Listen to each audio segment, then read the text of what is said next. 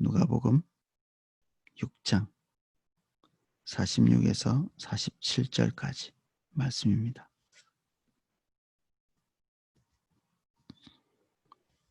누가복음 6장 46절에서 49절까지입니다.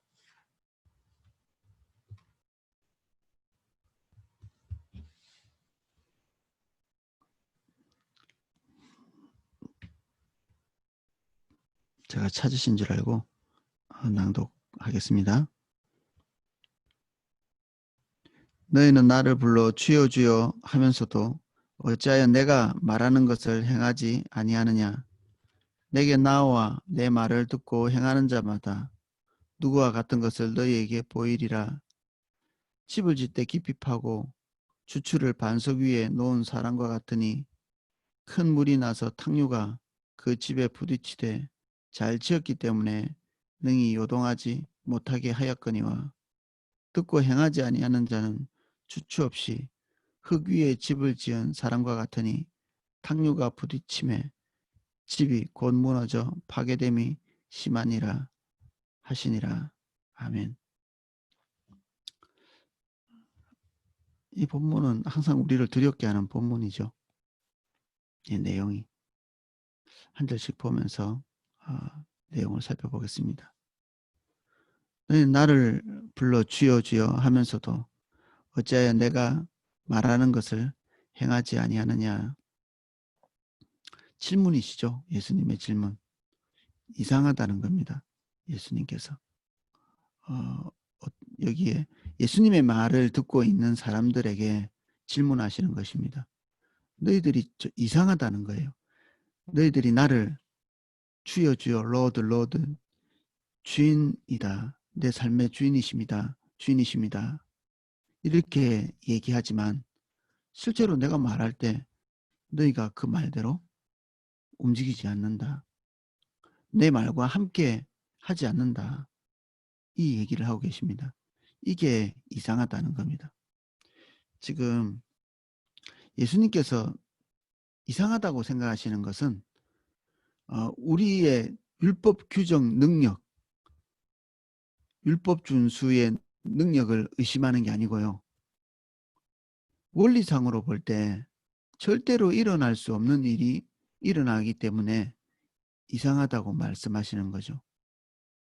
그러니까 우리의 능력을 의심하시는 게 아니라 우리의 존재를 의심하시는 겁니다.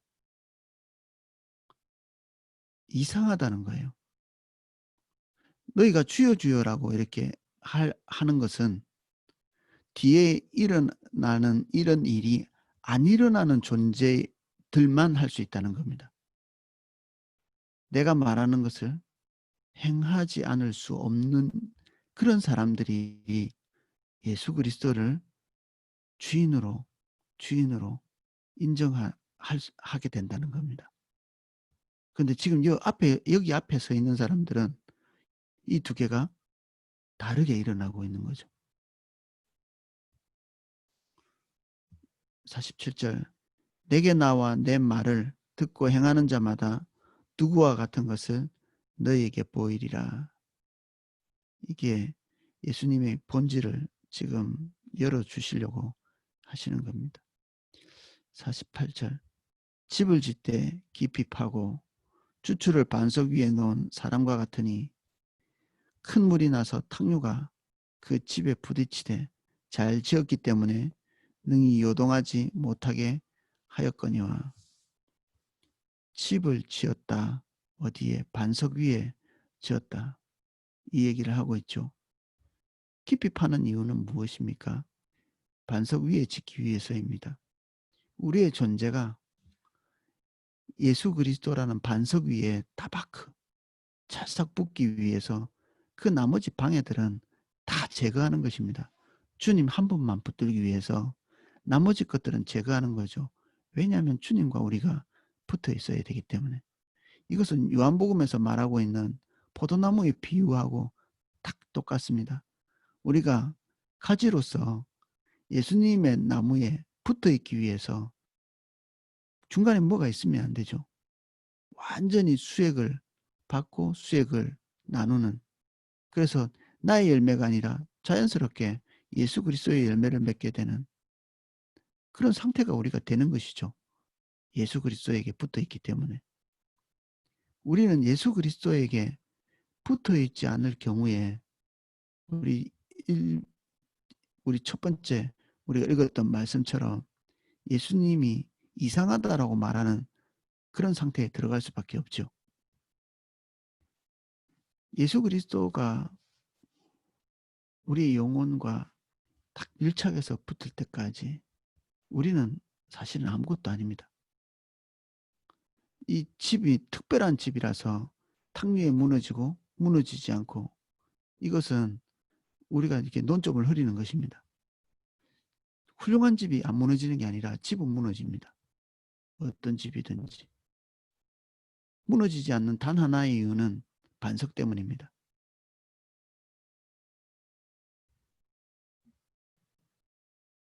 반석이 무너지지 않는 유일한 것이죠. 사실 예수 그리스도만 영원하십니다. 그분만이 변하지 않으시고 세상의 모든 것은 변하죠. 영생도 마찬가지입니다. 우리가 영원히 산다?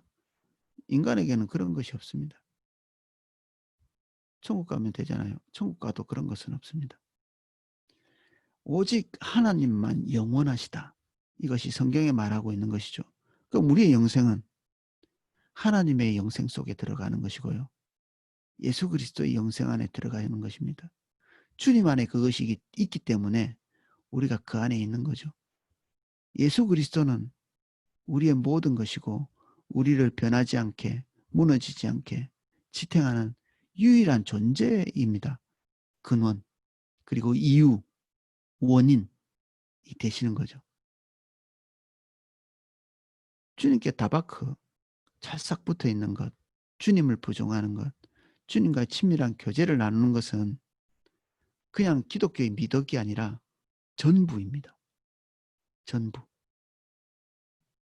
이것이 기독교의 처음이고 마지막이고 전부입니다.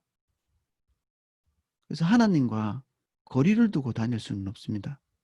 예수 그리스도와 거리를 두고 주님 따라갈 수는 없습니다. 그게 안 되게 돼 있죠. 집이 반석에 붙어 있지 않고 공중에 붕 떠 있을 수는 없잖아요. 우리가 세상 것을 제대로 파내지 않고 반석과 우리 사이에 뭔가를 두잖아요. 무너지게 돼 있습니다. 오늘 우리 코로나 때문에 무너진 많은 사람들 우리 눈으로 보잖아요. 무너진 사람들. 이거는 그 사람과 우리가 어떤 신앙적인 퀄리티가 다르다. 아니요. 집은 똑같습니다. 그 사람들과 우리와 다른 게 무엇입니까? 무너지지 않은 사람은 예수 그리스도께 붙어 있는 것. 무너진 사람은 예수 그리스도께 붙어 있지 않는 것. 이게 유일한 차이점이죠. 주님이 우리를 지탱하시기 때문에 그분에게 붙어 있는 것이 유일한 이유입니다. 듣고 행하지 않는 자는 주추 없이 흙 위에 집을 지은 사람과 같으니 탕류가 부딪힘에 집이 곧 무너져 파괴됨이 심하니라. 듣고 행하지 않는다. 예수님이 우리에게 말씀하셨는데 행하지 않는다. 이 듣는다는 것은 우리가 읽은 성경의 율법의 규정을 말하는 것이 아니고요. 주님의 의중과 의도가 무엇인지를 알게 된 것을 얘기합니다. 주님의 의중과 의도가 무엇인지를 알게 되는 이 머릿속에 이 10가지 계명들이 쭉 이렇게 나열되는 이런 것이라기보다는 하나님의 의도가 무엇인지를 알게 되는 이 의도가 무엇인지를 알지 못하면 십계명이 쭉 이렇게 머릿속에 이게 떠올라도 이 사이사이를 빠져나가게 돼 있습니다. 율법이 무엇인지는 분명히 압니다. 사람들이. 근데 주님과 붙어 있지 않고 주님의 의도에서 벗어나 있으면 그 율법 사이사이를 빠져나갑니다. 우리가 법이 1년에 10,000개가 생겼다가 없어진대요. 10,000개가. 어떤 법을 전공한 사람한테 물어봤는데 제가 신명기 말씀을 보여드렸거든요. "너무 훌륭하지요?" 이렇게 물었더니 그분이 그러더라고요. "아니 이 법을 가지고 어떻게 국가를 운영해 나갑니까? 이렇게 듬성듬성한 법을. 사람들이 빠져나가기 때문에 빠져나가지 못할 더 촘촘한 법을 만들어야죠." 이렇게 대답하셨거든요. 법이 왜 이렇게 많으냐 하면 빠져나갈 사람들이 너무 많기 때문입니다. 이런 법 저런 법 만들어서 좀 더 빠져나가지 못하게, 사람들의 중심이 옳지 않기 때문에 법을 알면 알수록 법을 더 많이 어깁니다. 우리 세상 사람들 보잖아요. 똑똑하고 법을 잘 아는 사람일수록 교묘히 법을 어기죠. 법의 정신이 무엇인지를 항상 논하거든요. 우리가 율법의 행위들을 얼마나 잘 지키는가, 경쟁하듯이 바리새인처럼 그렇게 하는 게 지금 우리의 덕목이 아닙니다. 그것이 무엇을 말하고 있는가? 주님의 의도가 우리를 어떻게 인도하고 있는가? 이것이 소중한 사람은 율법을 능히 행할 뿐 아니라 그 율법이 변화되고, 그리고 율법이 말하지 않고 있는 어떤 영역에서도 동일하게 하나님의 뜻대로 살 수 있습니다. 어떻게 하면 최소한의 것을 하나님께 드릴까 해서 자기의 행동을 타당화시키기 위해서 말씀을 세밀히 연구하고, 그 세밀히 연구한 그 사이사이의 틈새, 이거는 죄가 아니네, 저거는 죄가 아니네, 이런 식으로 살아가는 불쌍한 사람이죠. 그런 사람. 바리새인들이 그런 행동을 하고 있었죠. 요렇게 하면 빠져나가는 것이고 요렇게 하면 지키는 것이고, 하나님의 의중과 의도는 상관없이 주님과 다바크되어서 주님의 의도가 나에게 전부가 되는 그런 사람이 아니라 이만큼 떠 있어서 하나님과 나 사이에 너무 많은 관심사가 있기 때문에 뒤흔들리는. 그래서 우리에게 필수적으로 필요한 게 풍파입니다. 그리고 고통의 문제는 우리의 존재를 진실한지 그렇지 않은지를 확인해주는 엑스레이 같습니다. 고통 없이 인생을 살기를 원하지만 사실 우리의 영혼이 어떤지 단 한 번도 볼 수 없을 수 있습니다. 그 풍파 없이. 어떨 때 풍파가 닥치느냐? 하나님의 말씀이 우리에게 올 때 풍파입니다. 왜냐하면 우리의 육신의 경향성, 세상의 방향성은 하나님의 말씀을 항상 거스르게 돼 있거든요. 그래서 하나님의 말씀이 우리에게 있을 때마다 풍파입니다. 풍파 없이 고요하게만 산다. 그러면 자기 존재를 의심해야 될 필요가 있습니다. 하나님의 말씀대로 살기 때문에 세상 것들이 완전히 제거됐기 때문에, 그 안에 깊이 다박화되어 있기 때문에 주시는 보호가 아니라 하나님과 그다지 밀착되어 있지 않은데도 나에게 아무 풍파가 없다. 그리고 거스림이 없다. 내 마음에 갈등이 없다. 그러면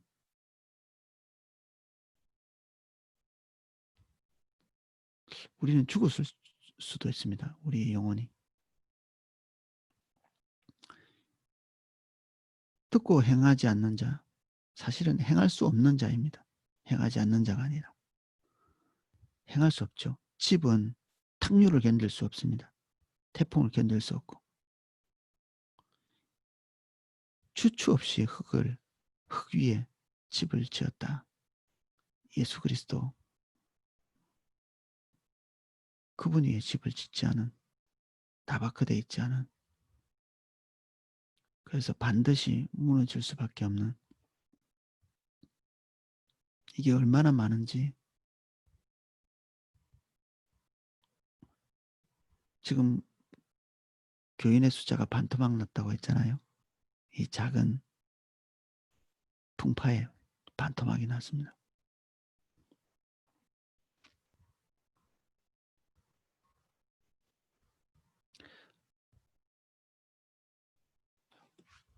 환난을 두려워할 필요는 없습니다. 그것이 우리를 흔들지는 못합니다. 우리가 주님과 함께 있지 않을 때 환난을 통해서 무너집니다. 우리는 환난을 잘 견딘 사람들처럼 되고 싶어 하죠. 그 사람들은 하나같이 자기가 의지력이 있어서 그 환난을 잘 견뎠다고 고백하는 사람이 하나도 없습니다. 주님과 밀착되어 있었기 때문에. 오히려 환난이 올수록 예수 그리스도와 다바크되어 있는 사람은 더욱더 예수님을 붙들게 되어 있습니다. 평소에는 느슨하다가도 환난이 올수록 주님을 더 붙들고 주님의 의도에 예민해지고 민감해지고, 그래서 듣고 행하지 않을 수 없는 그런 사람이 되는 거죠. 행하지 않을 수 없는. 어떻게 하나님의 말씀대로 살 수 있습니까? 아니요. 우리의 질문이 그것이 아니고요. 어떻게 하나님의 말씀대로 살지 않을 수 있습니까? 어떻게? 그럴 수는 없어요. 하나님의 말씀대로 살지 않을 수는 없습니다. 살지 않는 것이 더 쉽다면 우리의 율법 준수 능력을 의심하는 게 아니고 우리의 존재를 의심해야 합니다. 나는 누구인가? 예수 그리스도께 밀착되어 있는 사람인가? 아니면 눈에 보이는 그런 흙 위에 주추도 없이 세워져 있는 그러한 존재인가? 의심해야 되죠. 오늘 우리의 이 예수님의 말씀은 우리의 존재에 대해서 말씀하시는 것입니다. 너는 누구냐?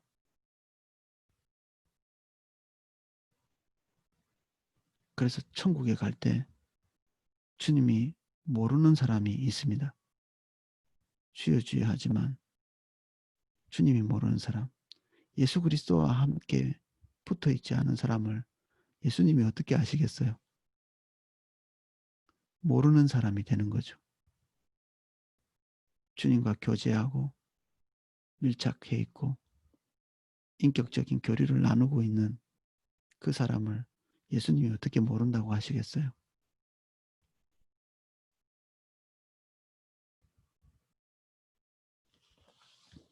오늘은 우리가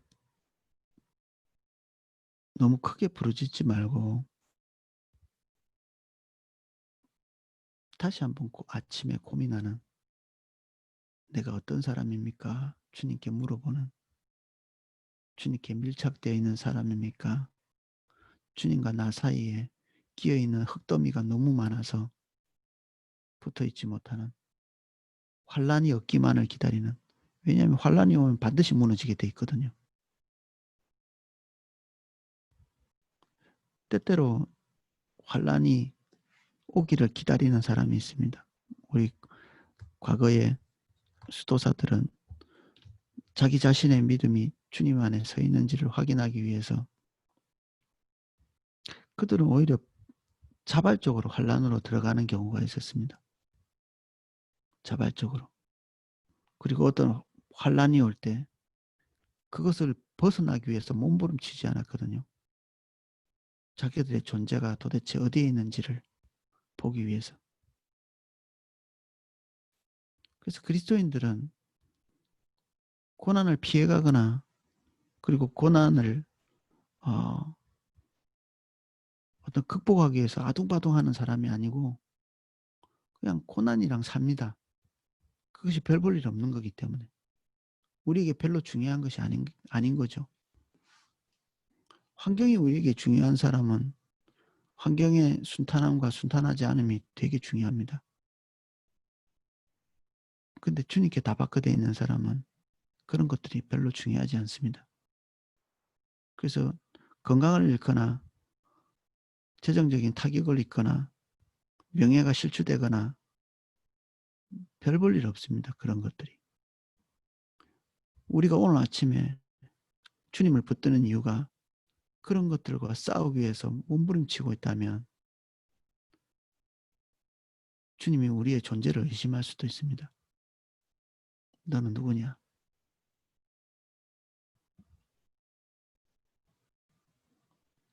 그분은 우리에게 고통을 안겨주면서 기뻐하는 그런 이상한 성품의 소유자가 아니십니다. 그분은 완전히 선이시고 우리를 완전히 사랑하시기 때문에 우리의 존재를 원하십니다. 그래서 우리의 존재에 엑스레이를 투과하듯이 우리에게 환난을 주시고 우리의 모습을 보게 하십니다. 오늘 우리가 환난 앞에서 하나님 앞에서 우리의 존재를 다시 점검하는 저와 여러분 되시기를 예수님 이름으로 축복합니다. 주님, 저희들의